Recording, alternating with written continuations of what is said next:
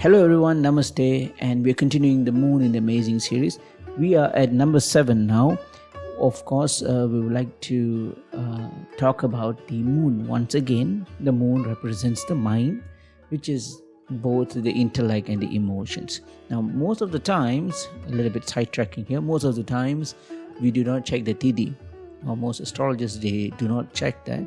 But the Tithi, or the shape of the Moon or the lunar phase, is such an integral component when it comes to prediction, because the Moon is the closest graha which affects us the most. So if you are an aspiring astrologer, don't forget to check the Tithi. Okay, back to the video.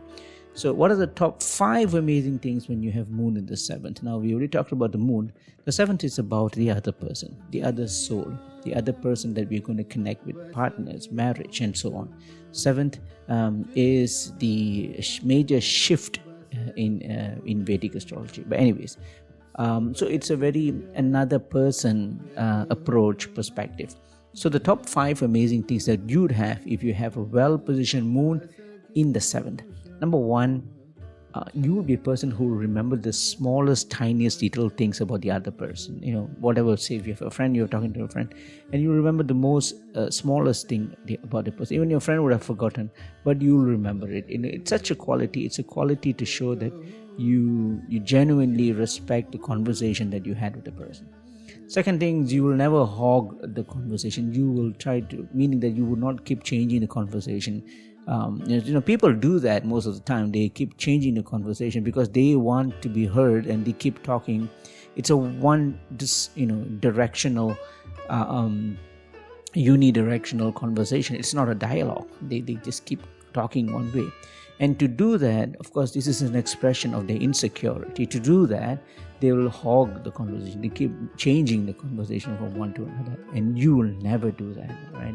Because you don't want to be the person who controls the conversation. You want to have a proper, nice dialogue. The third is, you are a person very easy to be with. There's really nothing, you don't take things really seriously. Small petty things, you'll just shrug it off. You don't talk about the past problems. You keep your mind clear. You keep your mind at present. So you're a nice person to actually to be with. The fourth quality of the amazing things is that you'd understand that not everyone is like you, right? You are okay not to be understood. You understand that fact clearly. So another person's opinions does matter to you, right? Because you understand that his or her perspective is different than yours.